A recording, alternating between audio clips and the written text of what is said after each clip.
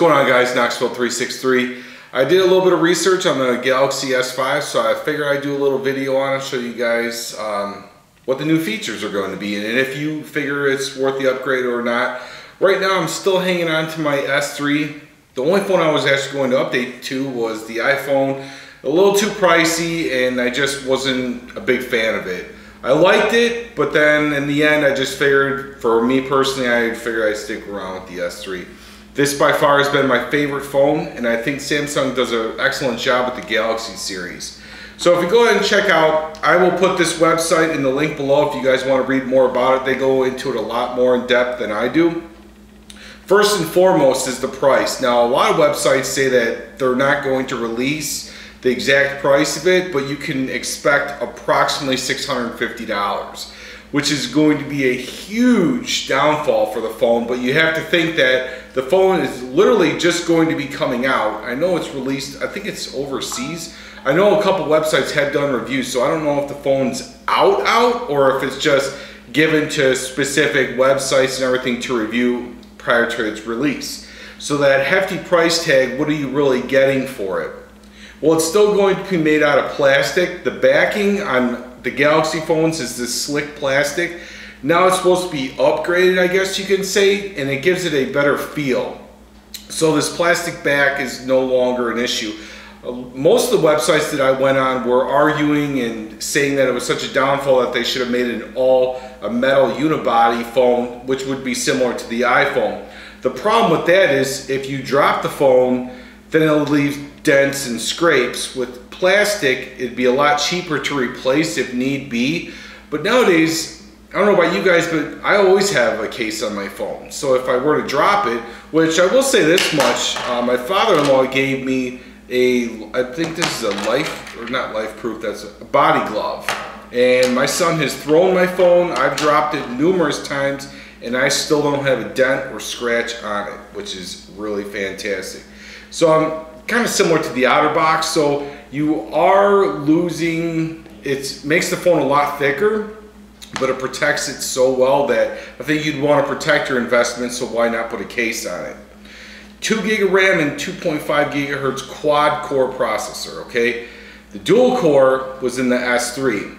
So once again, we're going with, I don't know if the S3 has 2 gig of RAM. I know it does not have a quad core. I think it had like a 2.1, I want to say, I'm not really sure. But so there's an upgrade for you right there. It's a quad core, which means that the phone's going to be significantly speedier, a lot faster.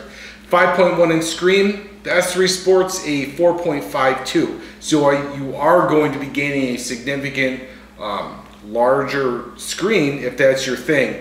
I went into it on my last video. I'm not really big on large screen phones like the Note 3 and the Boost, the Max. That's just not for me, but I'm gonna give it a chance. I'm gonna check it out when it first comes out. I've been really meaning to upgrade from the S3. And no, I will not be giving this one away. Now my wife mooches all my old phones, so she has my one of my other phones. I can't even remember which one she has. Oh my God, maybe it's the S2. So as soon as I told her about the S5, then she's like, "Well, I get your old phone then." So she's gonna take my S3. So if you're wondering about that, because generally, if you've been following me for a long time, I always give away my old phones because I have no use for them. It's going to be having the newest version of Android, KitKat 4.4.2. That's always awesome because right now we're still on Jelly Bean. I don't know if Boost will update the Android version because they just recently updated from Ice Cream Sandwich to Jelly Bean for the Samsung Galaxy S3. Will they in the future? I don't know. They probably don't want to do too much more for the older gen phones because then it's more of an incentive for people to upgrade their phones. A newer notification bar.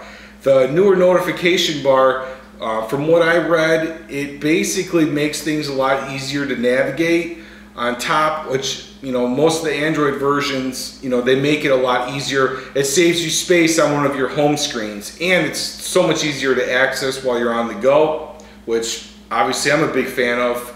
Because, well, I don't really crowd up my phone too much. I always have 3 home pages, apps, and then my other ones for like videos and the few games I actually play. And my last page is my calendar. I like to keep it simple. Other people, they really like to flood their phone and have like 7 home pages full of games, which maybe that's for you. That's not for me. It has a awesome, now my wife's calling me.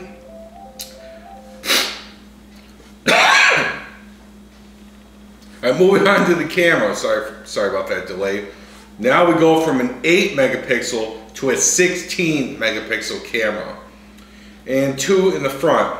Now I think the S3 has a 1.2 as it is right now, and I have recorded several videos and uploaded to my channel. As you can see, 1.2 is really good as it is. So would it be really awesome if they put like a 5 megapixel camera in the front to go with the 16 in the back? I think that would have been really, really nice. But 16 is probably going to be insane in full HD. And what's cool is what they did with the camera on the back is now it has like a motion blur, I guess you could say, where if I was talking and I shot this video, you could blur my entire background and just focus it just on me. It also shoots 4K, supposedly, according to this website. Now, if you guys don't know what 4K is, it's the newest technology. So if you thought 1080 was insane, I mean, if you looked at the prices of 4K televisions, they're through the roof right now. Also on the back, which I really liked, Samsung kept the camera in the back, okay? Sorry, in the middle, not the back. Of course, it's on the back. They kept it in the middle, and now the LED is directly below it, and the speaker is going to be on the bottom. Now, according to this website, the speaker is nothing to brag about, which I'm really disappointed. One thing that I really wish they would have added were the speakers on the front, like the HTC One. That always drew me to the phone, because why would you have the speakers on the back? Put them in the front so that it's a lot easier to hear people. But it has a Reflector Integrated LED. Now what that means is, I don't know if you guys have taken pictures with your phones, but say for example, I took a picture with this bottle, okay? And I held the phone up like this, and it flashed, well, from a greater distance than this, but you get the point. The flash, all that light would focus on the object that's closest to the lens, okay? Instead of the whole entire picture. So what that's going to do is, it's going to give it a wider field, and it's going to provide better day and night pictures. They didn't give any examples, however, you know, obviously, I'm going to post them for you guys, let you guys know.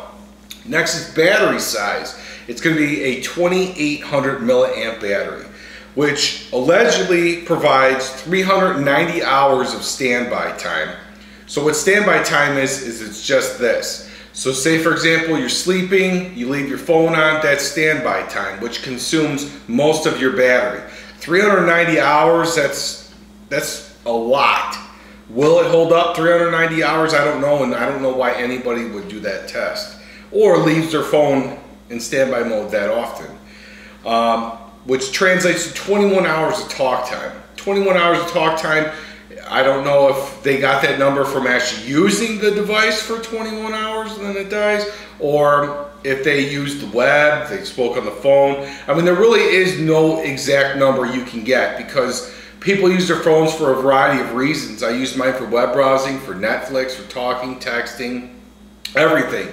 And then when I'm sleeping, I use it for a fan. So my phone's constantly being used, which I'm gonna try not to do when I get a new one. But in the meantime, that's what I use my S3 for. Now, it also has a low power mode, which can last up to 24 hours on just 10% of battery, which I had my phone on yesterday, or last night rather. It's only, what, almost 9 o'clock in the morning. And it went from 10% to completely dead, just like that, because I was using it. They mean if your phone's on 10%, that doesn't mean you could still use it and go nuts with it, and then it'll still last 24 hours. But in a dire need emergency situation, say you're stranded on the road and you don't use it, it's in standby mode, it'll last up to 24 hours. So it gives you that chance to make that one last phone call, but who doesn't have a phone charger or wall charger? Last but not least, which these features don't really matter to me, but other people really like it, the heartbeat sensor is integrated in the phone for people who do a lot of working out and a fingerprint sensor, which is the ripoff of the iPhone 5s, the fingerprint scanner. I don't know, not that big of a deal to me.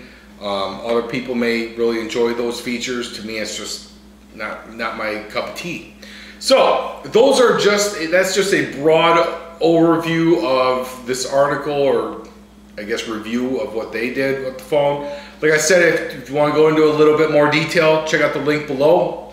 And then you guys are checking this out, and I will catch you guys next time. And last but not least, I was talking to DJ. Right now he's kind of busy with doing his own thing in his store, so he said he will get back to me in reference to doing that review. That's all on him, that's not on me. So when you guys are asking, when's this coming, when's this coming, when's this coming, it's all on him. So I do stuff when I can at the store. If he's busy or he's doing his own thing right now, I don't like to bother him, because he's always hooked me up, always been really good for me. Good to me, for me. All right, but I'll catch you guys next time.